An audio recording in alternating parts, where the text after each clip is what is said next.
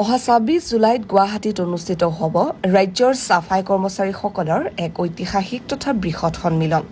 অসম চাফাই কৰ্মচাৰী ভীম সেনাৰ উদ্যোগত আয়োজন কৰা এই সন্মিলনৰ জৰিয়তে চাফাই কৰ্মচাৰীসকলৰ দীৰ্ঘদিনীয়া অধিকাৰ আৰু প্ৰাপ্যৰ হকে এক শক্তিশালী জনমত গঢ়ি তোলা হ'ব।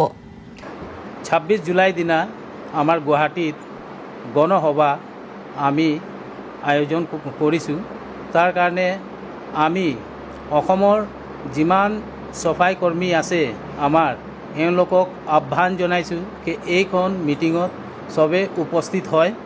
এইকাৰণে আজি এই মিটিঙৰ কাৰণে আমি আপোনাৰ ৰিচেপশ্যন কমিটি গঠন কৰিলোঁ, য'ত আমাৰ ৰাজেশ দাস ডাঙৰীয়াক আমি চেয়াৰমেন হিচাপে দিছোঁ আৰু আমাৰ ভাইচ চেয়াৰমেন মানিক লাল নাহাৰ। তো এওঁলোকে মিটিঙৰ দায়িত্বভাৰটো আগলৈকে লৈ যাব। ইফালে অলপতে কৰ্তব্যৰত অৱস্থাত মৃত্যুবৰণ কৰা ৰেলৱেৰ চাফাই কৰ্মচাৰী সুনীল দাসৰ পৰিয়ালৰ বাবে 10 লাখ টকাৰ আৰ্থিক সাহায্য আৰু চৰকাৰী চাকৰিৰ দাবী উত্থাপন কৰিছে চাফাই কৰ্মী ভীম সেনাৰ ৰাজ্যিক সভাপতি ৰোহন বাজপৰে। চাফাই কৰ্মচাৰীসকলৰ বিভিন্ন অভাৱ অভিযোগ আৰু অধিকাৰ সুৰক্ষিত কৰাৰ লক্ষ্যৰে অসম চাফাই কৰ্মচাৰী ভীম সেনাই গ্ৰহণ কৰিছে এক বৃহৎ কাৰ্যসূচী। অহা ২৬ জুলাই দেওবাৰে গুৱাহাটীত আয়োজন কৰা হৈছে এক বিশাল সন্মিলনৰ।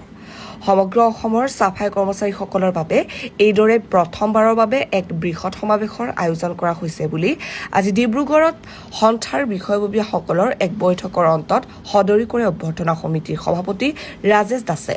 আমাৰ ডিব্ৰুগড় জিলাখন যিটো সমস্যাৰে চাফাই কৰ্মচাৰী চলি আছে, এই সমস্যাবিলাক আমাৰ ডিব্ৰুগড় বাস কৰা 4 জাতিৰ মাজত চাফাই কৰ্মচাৰী 4 জাতিৰ মাজত যিখিনি মানুহ আছে ২৬ তাৰিখ যাবৰ কাৰণে মই তেওঁলোকৰ অনুৰোধ কৰিছোঁ আৰু দলে বলে যোগদান কৰক আৰু যিমান অসমত চাফাই কৰ্মচাৰী ডিষ্ট্ৰিক্ট হিচাপে আছে তেওঁলোকৰ নিজৰ সমস্যাখিনি মেমৰেণ্ডাম হিচাপে লৈ আনক। এখন সভাত আপোনালোকে সভাত দিয়ক আৰু এই সভাত আমাৰ যিমান মানুহখিনি গোট খাব সিমানে আমাৰ চাফাই কৰ্মৰ কাৰণে ভাল হ'ব।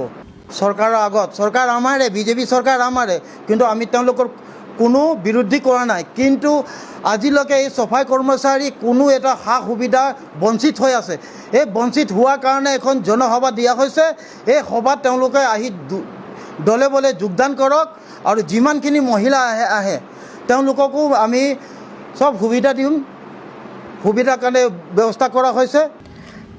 চাফাই কৰ্মচাৰী ভীম সেনাৰ এই পদক্ষেপ ৰাজ্যৰ শ্ৰমিক সমাজৰ মাজত এক নতুন আশাৰ সঞ্চাৰ কৰিছে। সংগঠন তৰফৰ পৰা আহ্বান জনাওঁ যে এইবাৰ যিটো চাফাই কৰ্মচাৰী আয়োগৰ গঠন হ'ব তাত চিলেকশ্যন নহয়, ইলেকশ্যন দ্বাৰা সি চিলেকশ্যন হ'ব। ইলেকশ্যনত যোনে জিকিব, আমাৰ ডিব্ৰুগড়ৰ পৰা বহুতো মানুহ এনেকুৱা আছে যিটো আয়োগৰ যুক্ত, তেওঁলোকৰ আয়োগ চলাবৰ কাৰণে ইমান ক্ষমতা তেওঁলোকৰ আছে। আৰু ৰিচেণ্টলি এতিয়া আমাৰ যিটো সমস্যা হৈছিল, এই সমস্যাৰ যিটো অসমৰ চাফাই কৰ্মচাৰী আয়োগ এবাৰো আহি কেনে আমাক সোধ পোছ নকৰিলে যে আপোনালোকৰ গাঁৱত ইমান ডাঙৰ এটা সমস্যা হৈছে, মই আপোনালোকৰ কাৰণে কি কৰিব পাৰোঁ। সেইকাৰণে মই আশা কৰোঁ যে অহা আগন্তুক দিনত যিটো অসমৰ চাফাই কৰ্মচাৰী আয়োগৰ গঠন চেয়াৰমেন হ'ব তাৰ ইলেকশ্যন দ্বাৰা সি গঠন হওক।